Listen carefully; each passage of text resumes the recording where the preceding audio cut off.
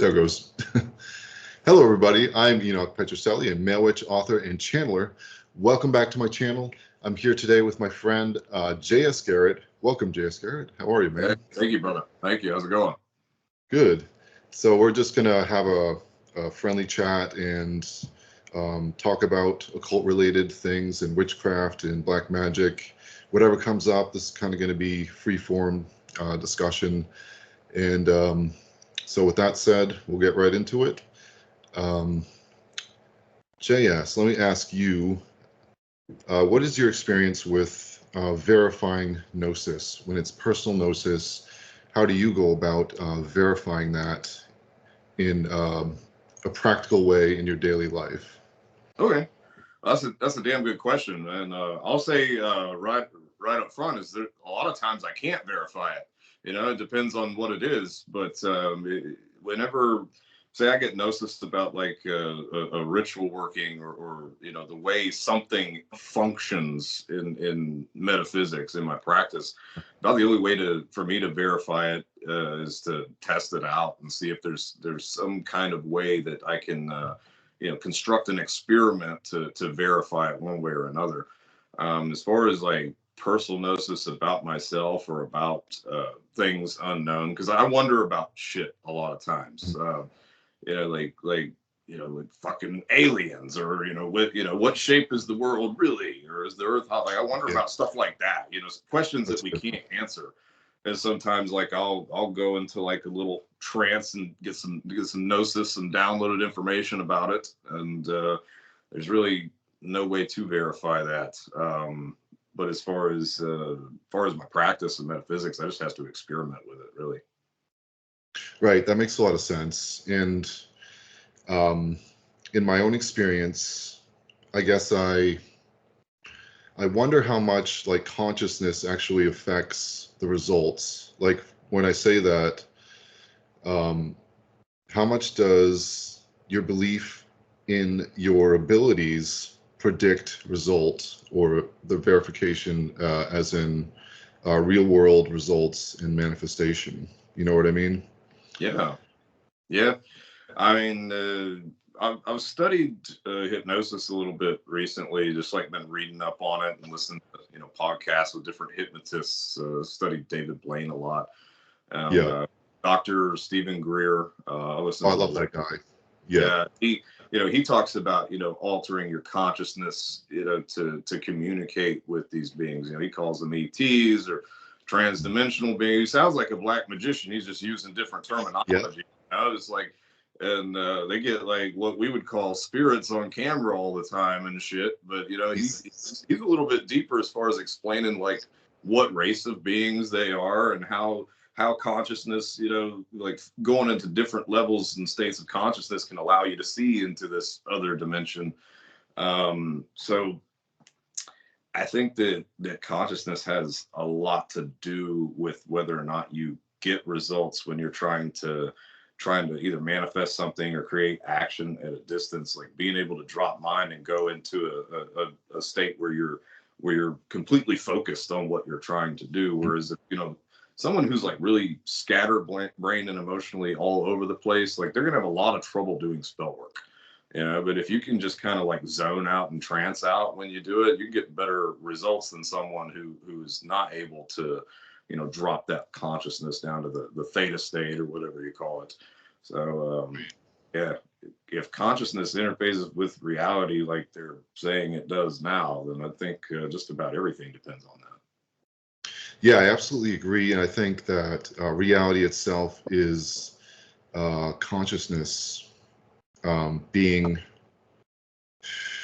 manifested. It's like consciousness is creating reality. Yeah. Like literally, like I had an experience during meditation where I saw like millions or billions of individual identities creating physical things. Like there were atoms and there were conscious atoms, but each atom was like a little identity or personality, and it was like the atoms or beings that made up physical reality were talking to me, and I could talk to them. That's pretty And wild. That's pretty yeah, bad. it was great. It was enlightening, so to speak. And the thing about it is that, like, your brain, or your mind rather, not your brain, your mind is the mind of source, in a manner of speaking, like projecting into you. And that's why I think that consciousness, or believing that your results are coming, has a real impact. Like, it increases the possibility of the result being given, like, quite a bit, I've noticed in my own practice. Yeah. I mean, I've noticed, like, all the, the coolest things I've been able to accomplish with magic, what I would call like literal, like spontaneous miracles in some cases, like where you get instantaneous changes. It's always something that, like, you wouldn't a normal person wouldn't go into it expecting to be able to do that, or expecting to get results like that. Like, I go into it like, fuck it, what if I can, like there's no pressure on me to do it if it's not supposed to be possible. So I'm gonna fuck around and see if I can, and a lot of times you can do things that you wouldn't have, most people wouldn't even try to do.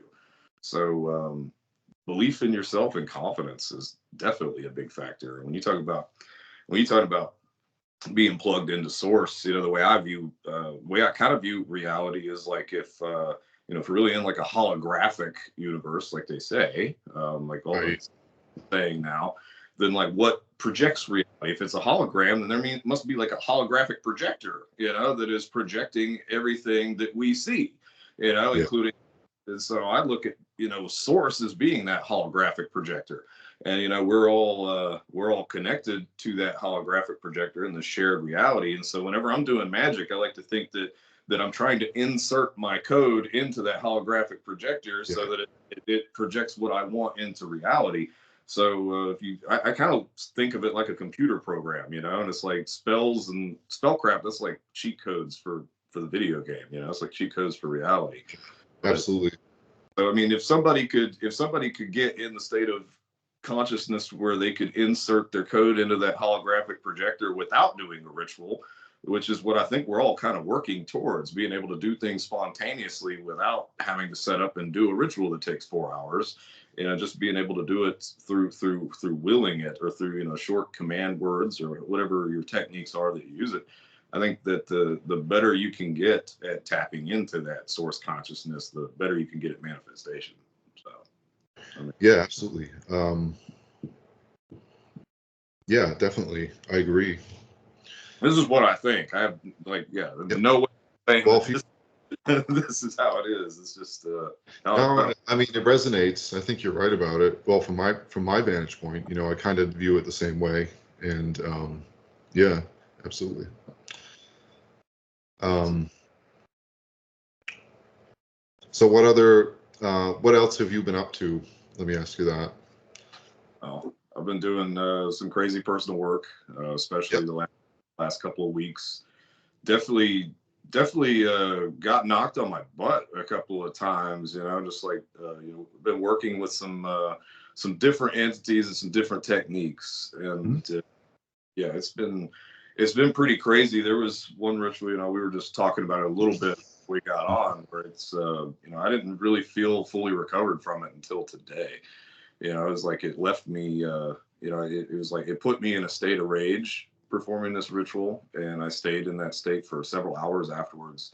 And then the next day, I just kind of felt like sad and depressed and empty, for a couple of days, really. And then yesterday, I was still pretty off. Like, I was like, yeah, I'm still recovering from this, whatever it is I did to myself that night. And Yeah. today I feel normal again. Like, it all finally grounded or sunk in or mellowed out. It's been some crazy mirror work that I've been doing, like ritual Right. works involving like large mirrors. Yeah. Everything from manifestation to sex magic, I've been experimenting with these with these mirror rituals. And I gotta say, man, like anybody that's not working with mirrors, especially in sigil magic, needs to try that. Like I mean, just drawing a sigil on a mirror and sitting there and charging it, and sitting in front of it and meditating. Especially like I'll turn all the lights off and light a candle behind me so I can see my silhouetted in the mirror. And I'll mix a little bit of glow in the dark paint with my sigil and or with my sigil paint along with some blood in there, and just doing what I would call a mirror meditation with an entity. Always have like a notepad and something to write on. I get some really crazy ideas in gnosis, and I don't know what the thumbs up is. Is it because all you have to do is do this, and it exceeds it. But as your thumb was going up. Yeah, but yeah. So as far as personal work, that's what I've been experimenting with, and I've also got like a group ritual coming up. I'm redoing the mass reverse baptism that I did a few years ago. There was like 80 participants the first time, and several people have asked about it since then. And I'm just like, all right, I guess I'll do it again. Sure. It's gonna be just about as many this time. That's a lot of people signed up. That's awesome. Yeah. It's that's like the first time it took me 9 hours to complete the ritual, like from start to finish. Like that's from the time I stepped in the circle and lit the fire. Like it was like 9 hours later by the time I was finished. And it seemed like 2 hours. Like it went by quick. Yeah. But no, I was in there all fucking night, man. And everybody got great results from it too. That's awesome. The baptism, that's a really fucked up thing that's done to most people when they're young, and they don't realize it still affects them later in life whenever they try to branch out and go in another direction, especially when it comes to like practicing spell work. Is like they deal with like a lot of confusion and anxiety and resistance, and I think a lot of that comes from having their soul deeded over to a Christian deity that anytime you start to reach outside that paradigm, it's like those invisible chains around your soul, they just snatch them. Yeah. It's fucked up, and it's like a binding on the person, especially. It's like the baptism is baptizing them to the church, not to, Jesus or Yeshua. It's like the church is, and the egregore is created by the church, is what gets the person's soul. Yeah. In a way, I think a lot of the violent possessions and stuff that we hear about, we hear about baptisms that the Catholics are doing, like a lot of the Ed and Lorraine Warren stuff, the Conjuring type shit, like the real scary fucking exorcisms.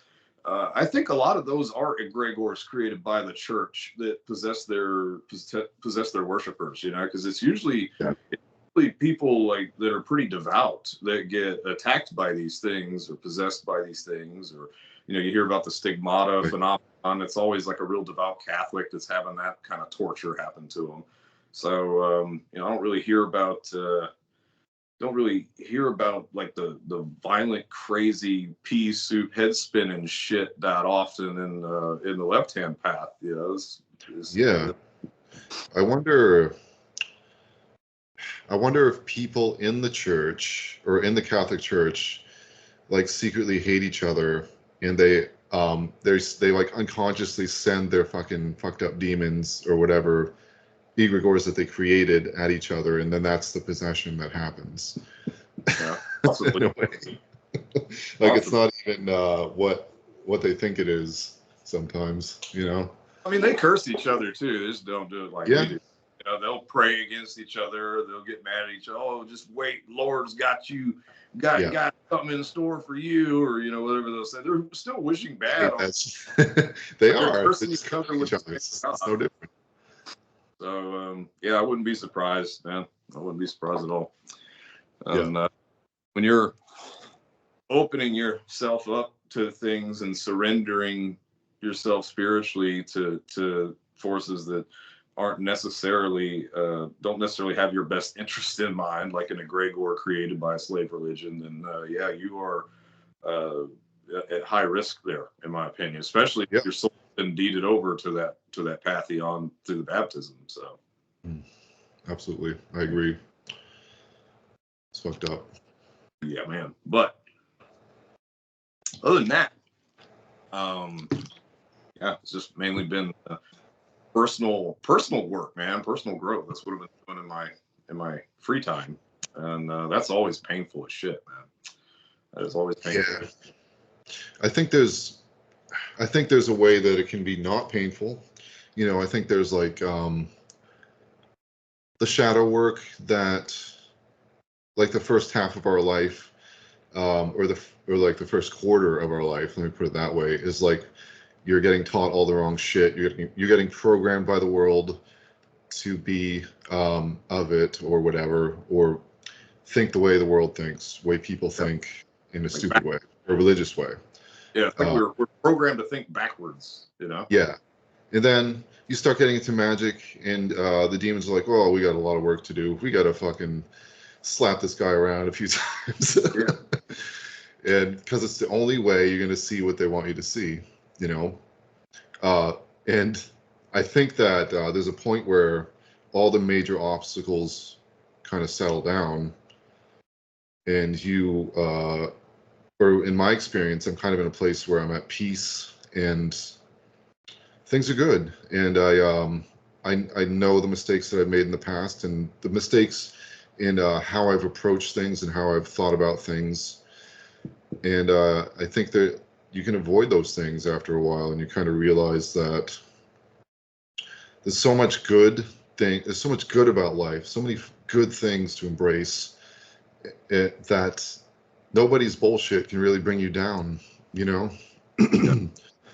And like it's once you hit at that state of not to sound fluff and buff, but like joy in what you're doing, the joy of your work, the freedom to fucking call a demon and embrace that darkness or what have you, embrace the wholeness of the spectrum of who you are as a person, light and dark, you know? And without judging yourself, because that's what it is, you know? It's the person judging themselves a lot of times. That's why when they work with demons, they get fucked up by it, because the demons enhance and amplify your own consciousness. Yeah. And if you're judging yourself unconsciously, then it's going to kick your ass for a while until you unravel the damage, the shit that is incorrect in your consciousness or your mind, you know, subconscious. So. Yeah, absolutely. And you know, if you're doing a path working or something with an entity and ask them to help you become a better person, I mean, painful or painless as you let it be. You know, if you get in your own way, if you become your own obstacle, then yeah, you're definitely going to get smacked around. Right. Judging myself has been a thing that I've struggled with a lot when it comes to, you know, personal growth and whatnot. I think a lot of people probably, you know, that and having to admit that you're not fucking perfect. A lot of people have trouble with that too, you know, because in order to say I need to improve and become a better man or a better person, then you first have to admit that you're fucked up. You have to admit your flaw to yourself. And people can't stand to see themselves that way. So I mean, because that's not fun. That's not fun to look at yourself, tell yourself honestly everything that's fucking wrong with you, you know. And yeah, so being judgmental of yourself, that's a big one. What is it? I said that's a big one, being judgmental of yourself. Oh yeah, absolutely. Yeah, that's but once, like I said, once you kind of resolve it and, you know, embrace the imperfections, but you're still aware of them, but you're not going to judge yourself for them. You just let them play out a little bit and weed them out slowly. It doesn't have to be, I guess my point is, it doesn't have to be like such a harsh ordeal all the time. I think like controlling the way demons will help you is possible. Yeah. To an extent. Yeah, to an extent, and being careful what you ask for too. I mean, that's a big one. A lot of times I'll do consultations or just be talking with a friend, and they'll, you know, be talking about, you know, something that they want to manifest or change in their life. And sometimes I'm just kind of sitting back there. I'm like, yeah, but, you know, think about all the things that are going to happen in order for that to happen, for you to get to that point. It's so true. You're fighting off a really big chunk of shit to chew on there. So it's there's a way that things have to play out. So yeah. I really wouldn't recommend like biting off too much at one time, I guess. Right. No, I 100% agree, because I think we touched on this last time we talked. When you do a spell, you have to change in order to receive what you're asking for, right? So it's like, I want to be wealthy. I want $2 million, $10 million. You have to, like, your way of thinking about money, your way of handling money, your way of judging rich people that have more money than you, the way you look at them has to change. If you're one of those people that's like that hates wealthy people and then you want to be wealthy, it's not gonna work. No, you're absolutely right. Yeah. What you said about changing the way you view money is we're always money is evil. If you want to be wealthy, then you're wicked. Right. Money changes people. It's like no, it doesn't really. It might reveal people. It's like I don't think power corrupts. I think power reveals. I don't think so either. Yeah. I think if you imbued someone with all the powers of Superman, all of a sudden, then you get to see them act how they really want and feel. Right. So they have no consequences for their actions. People would act a lot differently a lot of times. So whenever they get the power to behave how they truly are deep down, then a lot of times you find out they weren't who you thought they were. Right. I've known really decent people that got wealthy and they didn't change at all. So I don't think it's it's being taught really wealth in a negative way. If you always think about it in a negative way, then you're not going to attract it. Like you said, it's like you rich people, but everybody wants to be rich. So it's done. Like, why not look up? Not, I mean, some rich people are dicks for sure, but there's rich people out there that are good fucking people that give back a lot, and they take care of their family. They take care of themselves. And that's the way it should be. They should want to use that money to make their lives better and make those who they care about their lives better. So there's nothing negative about that, and I kind of, certain rich people I would look at in a way that maybe I could learn something from them on the path of becoming wealthy, or how to handle myself if I was wealthy, look at it that way. And that would definitely change the game as far as obtaining that. Hell yeah. What would you say is like the most beneficial spirit that you've worked with when it comes to like wealth manifestation? That's a good question. Generally speaking, for me, I've had the best results with Jupiter and various forms of the planet Jupiter, various entities associated with Jupiter. For example, Astaroth, surprisingly, to a degree, and like Fortune, the goddess Fortune. I think she's a Roman goddess. Of course, Jupiter, the Roman god Jupiter himself, not just the planet. And that's generally the best one that I've worked with. I know people that have worked with Mammon and have had great results as well. The Mammon, working with Mammon though, I've seen how it affects people, and if the person isn't willing to work really hard and stick to the plan, that can like be really hard for the person working with Mammon, from what I can tell. But I've never asked Mammon for wealth directly, so I don't think my opinion is full proof, about that. But in that capacity, like I've never done like a path working with Mammon, so that's definitely one that I want to work with at some point. But no, he's really good from what I can tell. I've recently worked with Bune quite a bit. That's another good one. Gotten good results working with that entity, especially, working with that entity for other people. Yeah.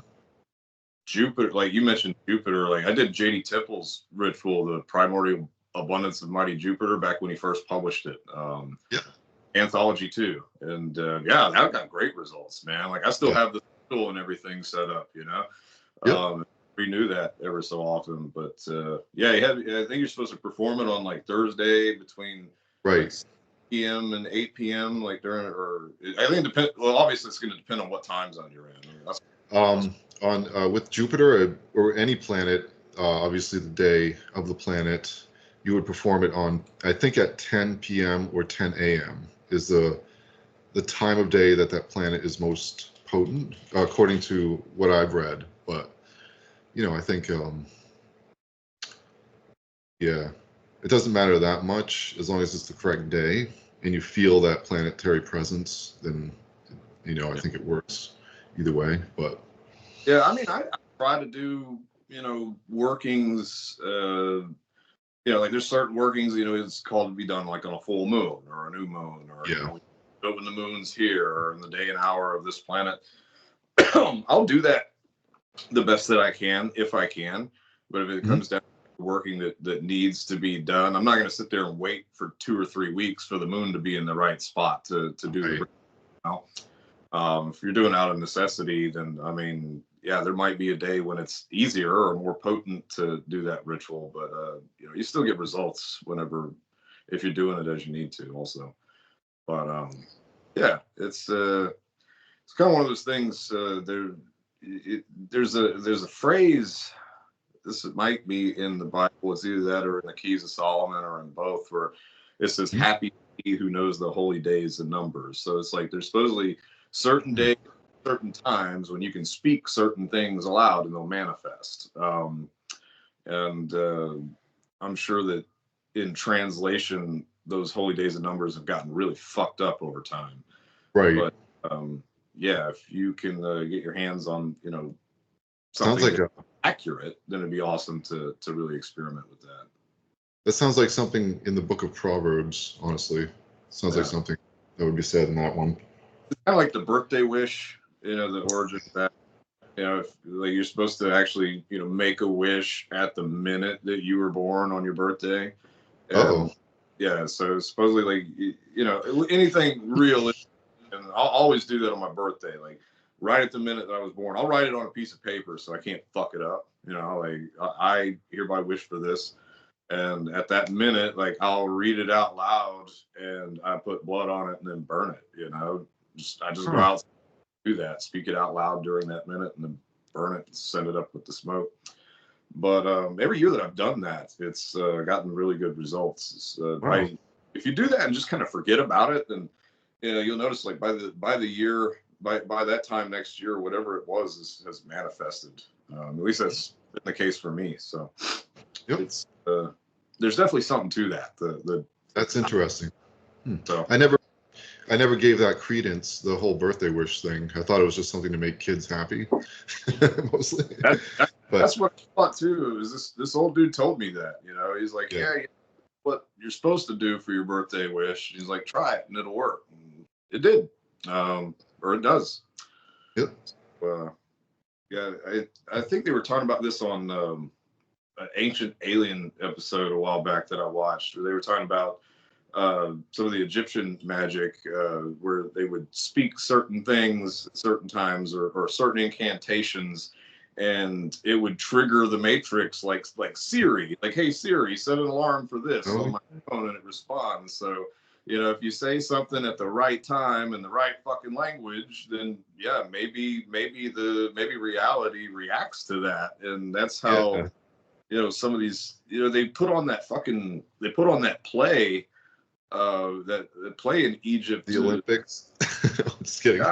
What was it, like, where they were reading actual incantations out of the book, and lightning struck the actress and blinded her, and like lightning struck like 2 or 3 other people that like got killed during this, and it wasn't even a real ritual. It was, they were filming. It was like for a movie. They were putting on no, a long time ago. But yeah, they talk about it in that Ancient Alien episode. They were putting on a fucking play. Okay. Wow.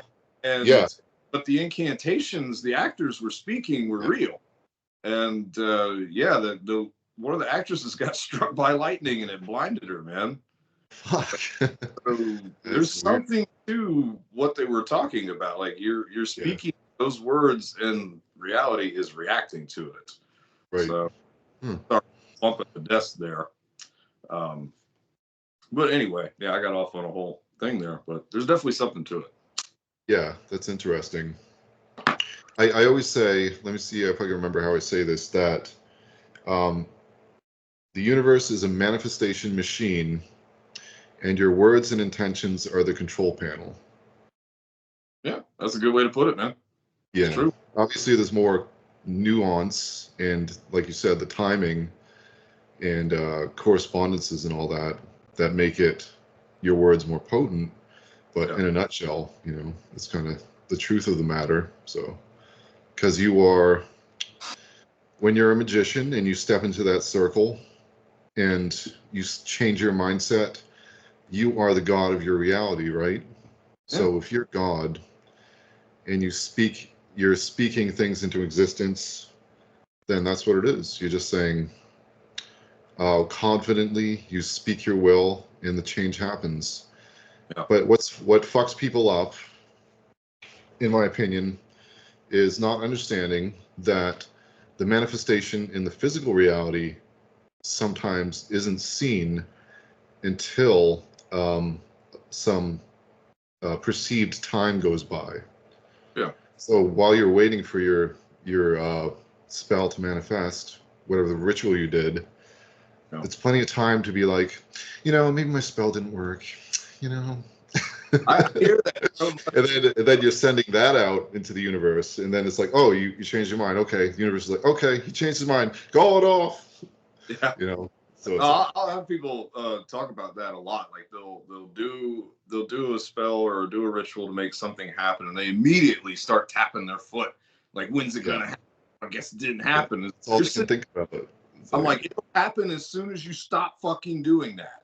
Like forget about it. Like as soon as you forget about it and detach from whatever working you did, that's about the time it'll manifest. Right. Yeah, you're definitely right with the time.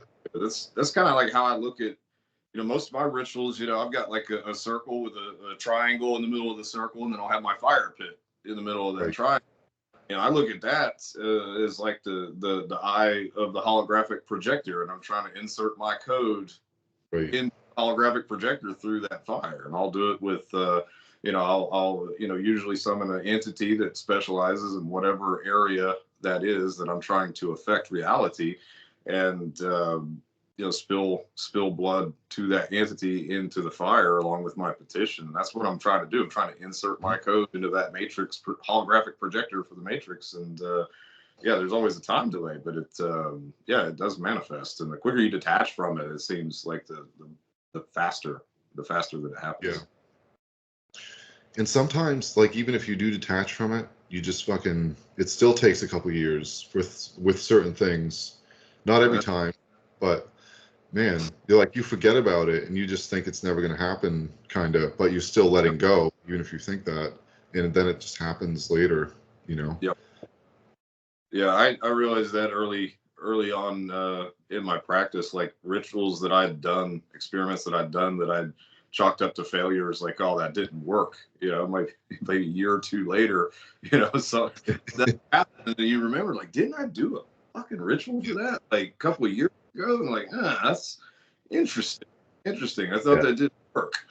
So I mean, sometimes it's good to put like a time limit on it. Say within like 30 days, I want to manifest this or something like that. Right. But especially with baneful magic and stuff, like you might throw a death curse or something and think it didn't work, and then a year or two later they die in a plane crash or something. You're like, oh, okay. About the time I'm giving a shit is when they got theirs, So, right. Yeah, the power of fuck it, man. That's a real. That's interesting. Like if you do a death curse, and the person lives their whole, and you don't say a time frame, then the person lives their whole life, and they're like 80, 90 years old. Then they die, and the curse is still fulfilled technically because you didn't put a fucking time on it. That's why you definitely want to put a time on it, you know. And Yeah. at the same time, you know, somebody dies 20 years after you curse them, you can't really. You know, but yeah, I'm like, no, if it took 20 years, motherfucker, then you didn't do it. Yeah, I get what you're saying. I had that happen once as a person that, you know, was abusing some kids.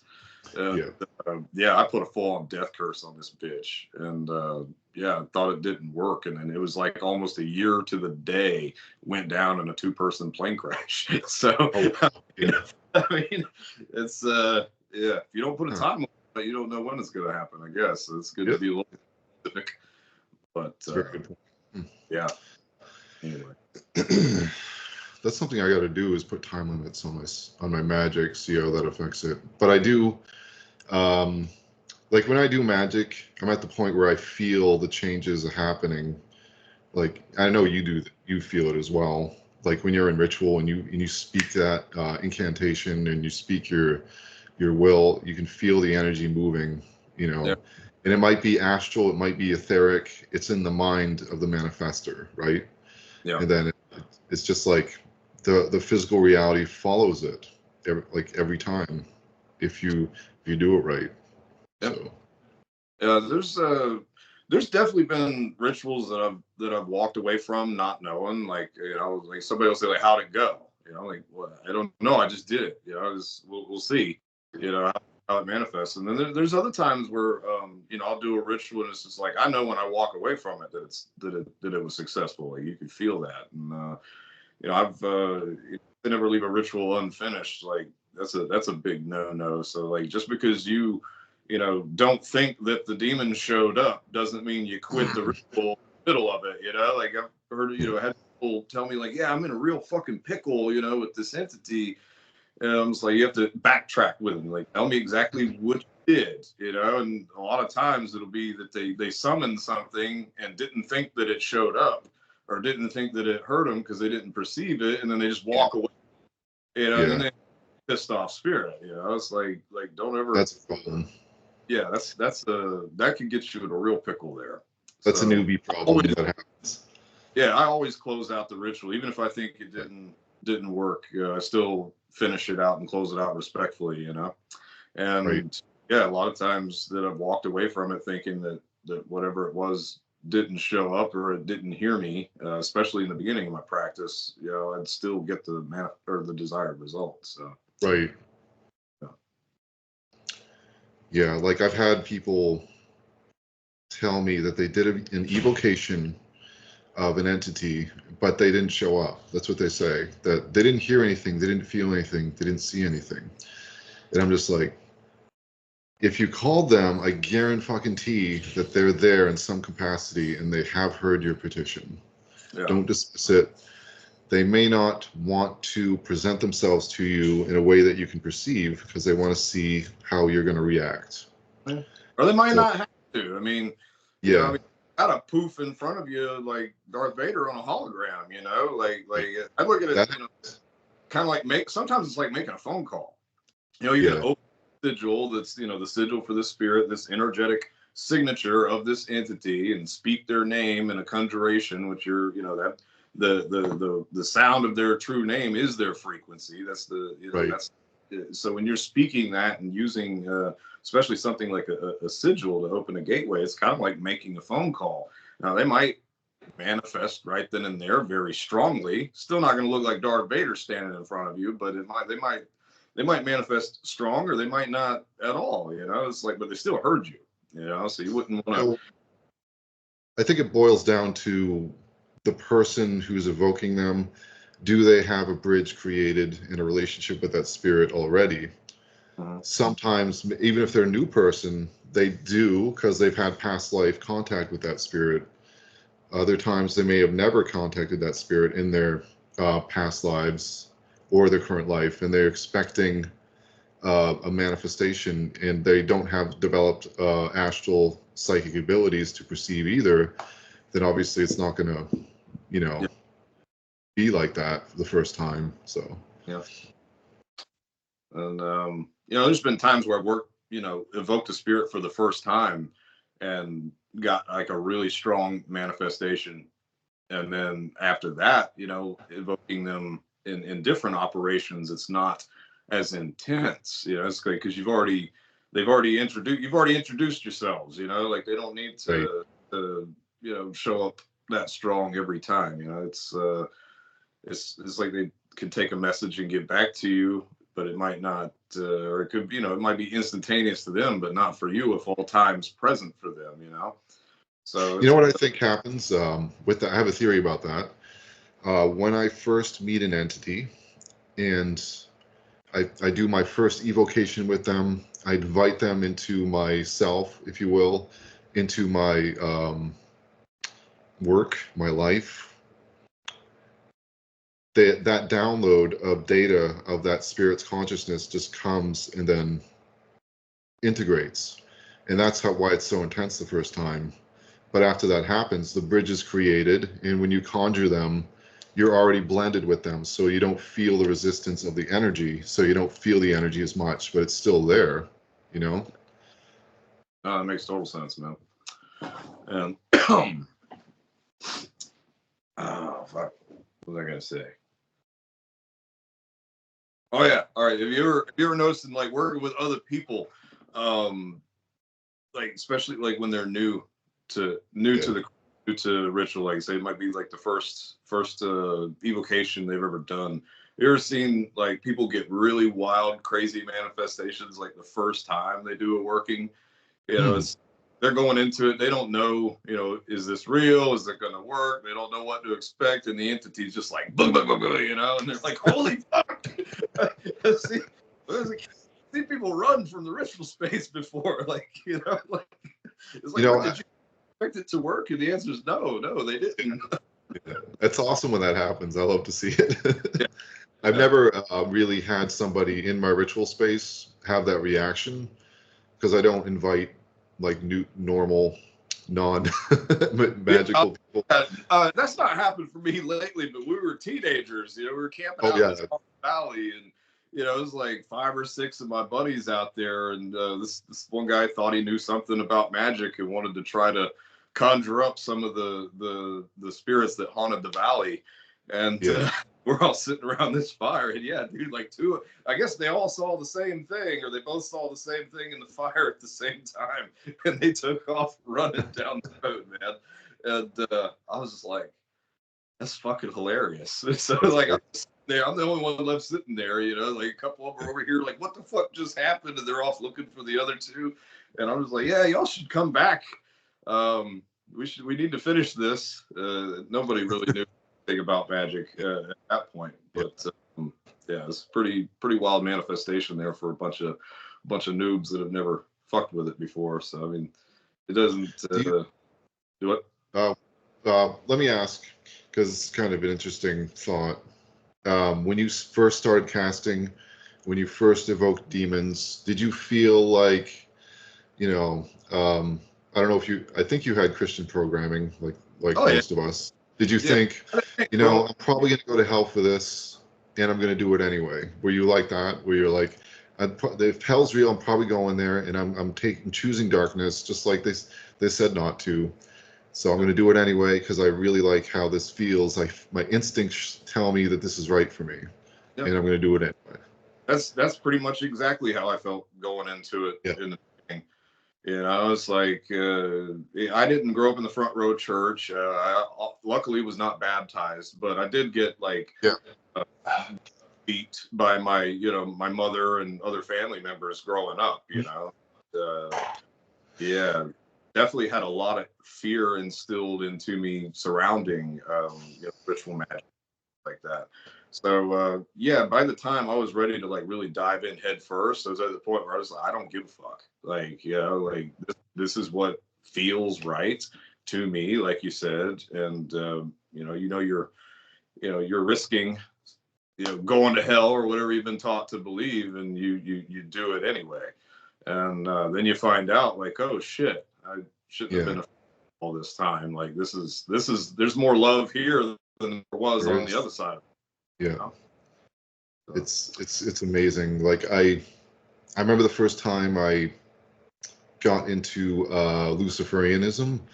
Like I had done like yoga and shit like that, and kind of when I was in my early 20s, and I would be like adding Jesus to the rituals because I thought I had to include Jesus because I was like programmed right Christianity. Because I went to Christian school, I was homeschooled before that, and I was taught about the Bible and all this, and like heavily. And then so I approached things outside of Christianity, but then I made Christianity part of those things because I was like being careful. Yeah. But there was a point where I was like, you know what? I was reading about the left-hand path, and I'm just like, there was a Luciferian invocation in this book, and I looked at it, and it was just like totally contrary to the idea of bowing and surrendering all to Yahweh or Jesus or whatever. It was like so rebellious, and it felt like it was dangerous, and I wanted to feel I felt instinctually drawn to it, and even though in my mind like I believed I would go to hell, like mentally my instincts were telling me there's more to it and I want to see what that is. And Yeah. like I think that's one of the, in a way, a very fond memory to discover that. And I would do the invocation of Lucifer, and I laid down after, and all these like spirits were fucking everywhere, and I'd never perceived spirits that much to that extent before. They were just like there for me, like they knew me, you know, and I knew that I had contact with them in past lives and must have, and it was just like from that point I was close to them. It was Yeah. I've seen several people break down in tears crying after their first ritual experience, makes especially sense. Enoch, because they were typically like really afraid going into it. Either that or this one kid started crying. I did like a healing ritual with him and a curse breaker. He dated this witchy girl, as he put it, and as soon as they Mhm. broke up, like started having really nasty symptoms. Like this bitch put a Oh, bad. So yeah, we sat down and broke that, and yeah, he started crying afterwards. It was like, man, you all right? He's like, I've been waiting my whole life to feel something like that. I was like, what do you mean feel something like that? He's like, something real. Like I've been going to church my whole life, wanting to have a spiritual experience and never have. And yeah, they were that moved by it. So yeah, right. they ended up becoming a full blown black magician themselves. So Yeah, yeah, it's that's amazing. pretty beautiful thing to watch, I guess. Yeah, that rediscovery of who we are, you know, even though all the veils were put on, all the lies were told, and then we tap into it. There's a point in our lives where we rediscover the path that we once walked in the past, and it's a great feeling to reconnect with it, you know. And especially these days, because we're not going to get burned at the stake, hopefully, you know. Not Not very yet. anymore. Not yet. So, I do think those days will come back. Like if society ever digresses, or we get blasted back to the Stone Age or whatever by some kind of cataclysm, we'll be burning witches again. I guarantee you. I think one day magic will again be outlawed. you know, I think my prediction, or I guess the way I look at it, is once people start seeing real manifestation more often, real manifestation of real power, um, daylight, cameras, or in person, it's going to happen more and more often the more powerful people become doing magic and witchcraft. Then that's when the feathers will get ruffled by the Christians or whatever, the Muslims, who knows, you know. That's where things get weird, I think. But I'm not saying that we'll start getting burned at the stake. I'm saying that's when there may be more conflict between um, witches and religious people. Yeah. Well, I But think really, the reason that they started burning them in the first place because they were dangerous. Like witches were fucking dangerous, and right, if you're a governing power and you're trying to enslave a people, and there's little old ladies that are powerful enough to kill you from a distance, then get rid of them, you know. And because if someone knows how to perform spellcraft action at a distance, then they have the potential to be a very great threat to whoever is trying to dominate and control them. So after you burn most of them and wipe those practices out, then you got to keep people really scared to ever resurrect those beliefs and practices.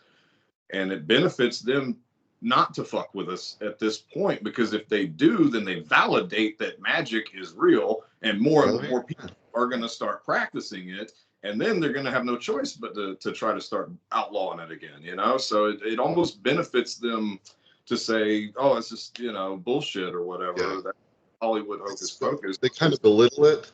I think they belittle it, and then they, in the background, they have their technologies that they're using in the constructs to decrease people's frequencies and decrease their power. That's what they're doing. They're like working in the background to try to fuck up spiritual people. And in the meantime, they're just saying we're crazy. Yeah. It's not working though. No, I mean, think about it. If everybody had a radionics box and knew how to use it, you'd have, they'd have to outlaw radionics, man. And we've done like demonstrations and stuff in the past. We're like, say, we're gonna make this happen with this radiotic system before it happens, and then put it out there. And another friend of mine, he's like, dude, if you keep fucking doing that, they're gonna outlaw that shit. Like we don't want to. But if the military wouldn't be fucking with radionics if there wasn't something to it, you know? Yeah, I mean, I'm sure they have a lot of technologies that they're using that are similar, you know, and beyond the secret military or the secret government. That isn't, I think, if you believe in what Greer says, you know, Stephen Greer? Then they have those technologies. They have free energy technologies, all kinds of shit that would change the world, but they can't release it because they've suppressed it so long that if they released those technologies now, then the structure of society would crumble. Yeah, that's the problem. Everyone's belief system, you'd be dealing with a lot of chaos, because I mean, fear of going to hell is what keeps most people in line. That and fear of going to jail. So I mean, like systems of fear. You know, the people that don't fear hell will stay in line because they don't want to go to prison. People that fear prison, you know, might not fear hell, but you know, they're going to stay in line one way or the other. So if you shatter that system of fear and control, then people are going to start acting however the fuck they want. You know, right? Yeah, that could be dangerous. And we don't want to pay taxes. Fuck you. Well, if everybody did that, if everybody in America was like, you know what, we've had enough of this property tax, taxing things that we already own. We're just going to stop now. So if everybody did it at once, they'd be like, oh shit, well, we can't do anything. You know. What else was I going to say? Oh, like if they released Tesla free energy technology today, the gasoline companies would go broke, and that's like all the money in the world is the people that own gas. That's the biggest. I think that's the most money. The biggest part of the financial structure is oil companies, pharmaceutical companies, and then food. The food is the other one. So that would crash, and then everybody would be like fucked for a while if they released free energy. So, but I have a theory that eventually that's coming, and I think they're giving out the technology one step at a time. And the next step is not solar, it's nuclear fusion. I think they're going to try to perfect nuclear fusion, and that's going to come to the forefront. I don't know how long. I think it's going to be like 20 more years maybe, but that's the next thing. And then like free energy beyond that will become like batteries that use quantum vacuum and 0-point energy. That'd be crazy, man. That would be awesome. They're like limitless electrical energy the size of your fist or a little bigger. That imagine a Tesla car that doesn't need to charge, no gas, no charging. It's just infinite energy in your fucking Tesla. So, yeah, or like space travel without, you know, the need for rocket fuel. I still don't know whether or not we got a dome over our heads or not. You know, whenever you start, you know, they say like you watch these rockets go up, they just kind of go over like that. Yeah, it's strange, isn't it? And you know, the first few times they tried to send someone into space, didn't it just explode once it got up so high? So it's like you wonder. Challenger. Yeah, they hit the dome. They hit the fucking dome. Yeah, you know. I don't know. I have a theory about that. Hold on. So I think that this world is still ruled by the Anunnaki. And I think that spacecraft are allowed to pass through the dome if they allow it. But I don't think they pass through the dome otherwise. Yeah. I think that there is some kind of barrier that blocks things from leaving orbit or leaving the atmosphere. And I think that I don't know how they do it or how they work out the deal, but sometimes they do allow objects to travel past it, but it's only if they allow it. Yeah. Oh, that makes sense. I definitely think there's something to all these videos of like flying saucers coming out of the like mountains and shit, disappearing into the mountains. Like you got to wonder about the underground civilizations and whatnot too. Yeah, there's so much out there. And what's that? We're just like an ant farm here. Yeah, it's a conglomeration of all kinds of different people, all kinds of experiences that people are having, and they're here for that experience. They incarnated to have that experience, and for a lot of people, like limitation is the experience they wanted because they were, before they came to this construct of Earth, they were a god in a way. They were so free, they had no limitation. Then they're like, well, let's play a game like Westworld, where I go into this environment and I have limitation, and I have to face conflict, I have to face war and starvation or whatever the fuck, and I'm agreeing to suffer because I want that experience of conquering and rising. Yeah, it's kind of a perspective, just a perspective of what's going on in this world in actuality, you know. I wonder that too. And if we're talking about like a Westworld situation, you got to wonder like how many of the people we're interacting with are actually real people playing this game versus like programs in the game. Yeah, because some of them are real and some of them aren't. And how many of them are actually people that are watching the program and making sure things are in place? You know what I mean? How many of them are disguised as humans, but they're not even humans? Like they're just pause the program. Okay, we're opening the gate and we're gonna walk into the game. And okay, close the gate, start the game back up, and then they're in the game and they're playing their role as the coordinator of the construct. And they had to fix a problem. They had to oh, they got this technology too soon. We're gonna delete some memories. You know what I mean? And then we're gonna take that out of the time stream. I believe it. I believe that's definitely something that happens. Yeah, there's something like you see UFO stuff. You know how evidence just magically disappears? Yeah.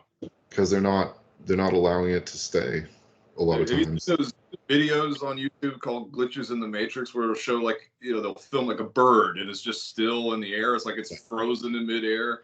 Or there's one I saw the other day. This lady's got her cell phone camera on, is pointing at the street, and a freaking squirrel climbs up out of the asphalt. Like it just like, you know, it's like it's not what it appears to be. I believe it. It's fucking.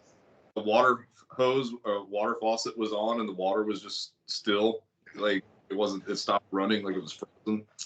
I've seen a bunch of those on Instagram, and I think TikTok as well. Yeah. But But let's see. So it's been about 40 minutes. We can end here, or I'm and good. I'm good. If you want to end here, if you got something else you want to talk about, I'm down for whatever. I will end here. And I want to tell everyone watching this, check out my Patreon for my newest content, sigils, spells, invocations, etc. With especially with Anunnaki and Enki and spirits like that. Check out that content and check out my YouTube channel. Like and subscribe to this channel, and for more content like this. And let you plug your stuff, JS. Yeah, bro. Hey, check out my Patreon and YouTube channel too. Like and subscribe. Yeah, we'll probably, I don't know, we probably put this on both channels. I'll make sure to put your links in the description there. Perfect. We'll get a thumbnail for it. But hell yeah, it's been a blast, man. I've had a blast. Thanks for having me on. As always good to talk to you. I really appreciate your perspective on the topics, obviously, that we talk about. And thanks for hopping on and having a conversation. Hell yeah, bro. See you next time. See you next time.